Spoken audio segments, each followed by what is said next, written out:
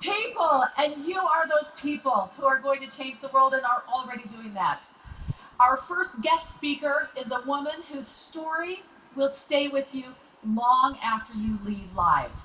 Dr. Astrid Tuminez's unlikely journey has taken her from a very humble childhood in Southeast Asia to just over a year ago being named as the first female president of Utah Valley University. She says her gospel faith, her good fortune, persistence, and a host of great mentors fueled her journey. And we are so delighted that that journey has brought her right here to the Nuskin Live stage this morning. Let's take a look at her amazing story. Astrid's story still impresses me. I was raised in one of the worst slums of the Philippines and grew up in a hut without running water and without electricity. When I was 5 years old, Catholic nuns from the Daughters of Charity found me and my sisters and invited us to attend their school for free. She exudes beauty and intelligence and acceptance of people. She takes her job seriously, but she doesn't take herself too seriously. She's still the fun-loving, young Filipino girl that she grew up as. And despite everything, she's able to connect with people, I think, at a very human level. She's the best person. I will say the super and Wonder Woman. Please give a warm welcome to the president of Utah Valley University, Dr. Astrid Tuminez.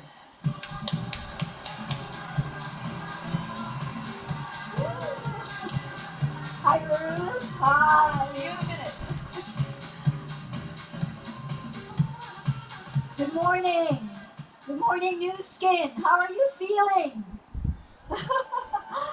Are there any Russians in the audience? Dobre utro, dobro pazhalovat, Stat Utah. Are there any Indonesians and Malaysians? Woo! Selamat pagi. Assalamualaikum warahmatullahi wabarakatuh. And where are my Filipinos? Magandang umaga sa inyong lahat. I am delighted to be here. And you heard a little bit of my story. I am trying to see if my slides are anywhere. Oh, there you are. Okay. So, I'm the president of Utah Valley University, one of the largest public universities in the state of Utah. This fall, our enrollment is almost 42,000 students. And I have long and difficult days. Thankfully, I have my, you know what this is? So when the going gets tough, I just take out my Lumi Spa and there I am. I am newly energized. You saw earlier that my background from the Philippines, my life began in a small and remote village where life is hard. Life was and is hard. I was brought into this world by a half-blind male midwife, the 6 children of what would soon be 7 children in the family. And when I was 2 years old, my mother, who was an ambitious woman, decided that we had to move to the city so that her children could have better opportunities for education. The only place we could afford to live was the slums. This is my neighborhood where I grew up until I was 14 years old. My father earned the equivalent of less than $50 a month. And of course, as you saw in the short video, the trajectory of my life changed when Catholic nuns from the Daughters of Charity came to visit the slums. They were doing service work and invited me and my siblings to attend their beautiful school for free. It is not an understatement to say that my education absolutely changed the trajectory of my life and opened entire new worlds for me. So my career has spanned 5 different countries. I finished 6th grade. I finished high school. I attended the University of the Philippines and then went to Brigham Young University here in Utah. Are there any BYU alumni here?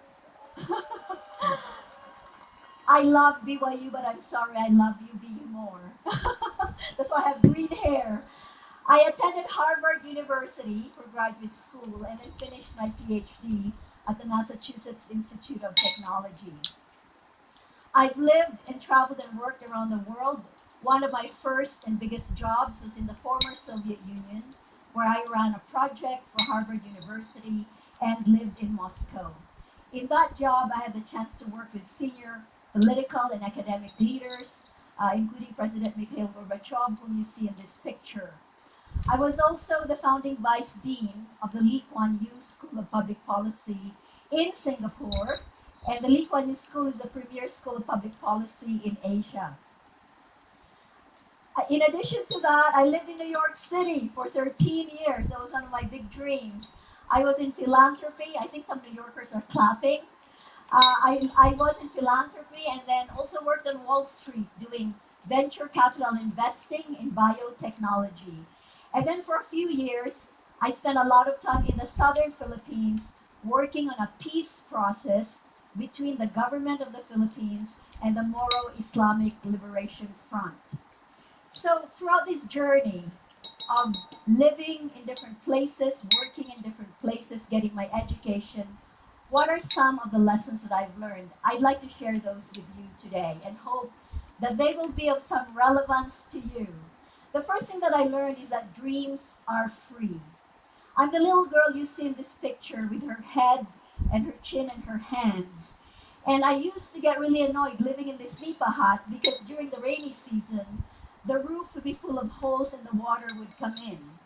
But what I learned is that during clear nights, it was these very same holes that let me see the stars. And I could dream. And dreaming was free. I could dream anything. All the things I wanted to be, to do, and to see. All the things I wanted to be. So for all of you, dream every day. Nurture your dreams. Dream big, because that is your privilege. That is the thing that you can do without anyone being in the way. The second thing I want to share is do your homework. In Asia, where I lived for 13 years before coming back to Utah, I was a proponent and a researcher of women and leadership. And what I learned from doing this work was that one person or a few people could do work that could change the lives of thousands, if not millions of people. So do your homework about how you can influence for good, how you can leave a legacy that will outlast you, how you can live a life that is bigger than yourself. The third lesson I want to share is set your goals.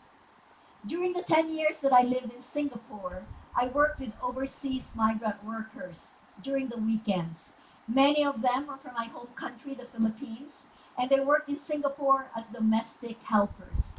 We trained them in financial management and entrepreneurship and taught them to set goals to save money, to set goals to learn to start a business, to set goals to go home and be reunited with their families.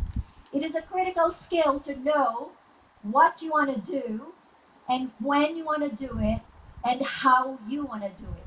So cultivate this skill in life. And if you're already doing it, do it even better. Fourth, remember that there is strength in numbers. I know that all of you who are here, you're successful in Nuskin. But I want to ask you this question: what is your support system? And if you don't have one, create it. Because it is our support system, family, friends, colleagues, that will help us sustain the work that we are trying to do. Fifth, leverage technology. I know you all have 2 or 3 computers in your hands right now. And I worked for Microsoft before coming to Utah. I was for 6 years in Southeast Asia, an executive for Microsoft. And what I learned is that technology can be our friend, both in succeeding personally and succeeding professionally. In the world of business, technology, if used properly, can be an amazing tool to help us be creative in how we reach out to the people that we want to influence. So know your technology, know how to use it, improve it, leverage it to do all the things that you want to do. Finally, I want to say, believe in yourself. My own background didn't allow me the privilege of being so self-confident at the start of my life. In fact, I was very not self-confident. My self-esteem was low, but I learned over time, through hard work and through the help of a lot of people, that I could believe in myself. So what I want to say to you is, know who you are. Have that confidence inside you.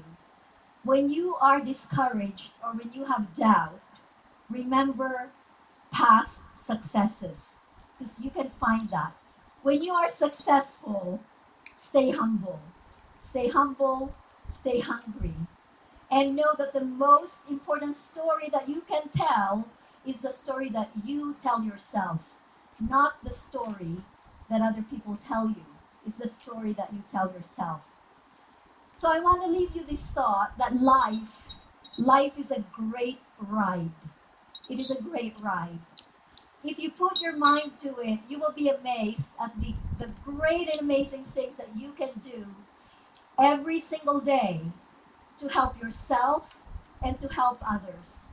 So I want to encourage you to expect the great, do the great, and be the great.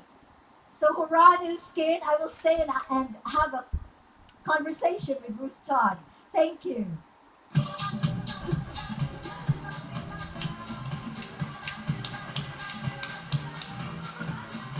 Dr. Astrid Tuminez.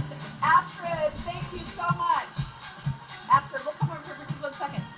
While they're setting up the chairs for us. That was amazing. Is she amazing? Thank you. Let's go back over those just so we can remember.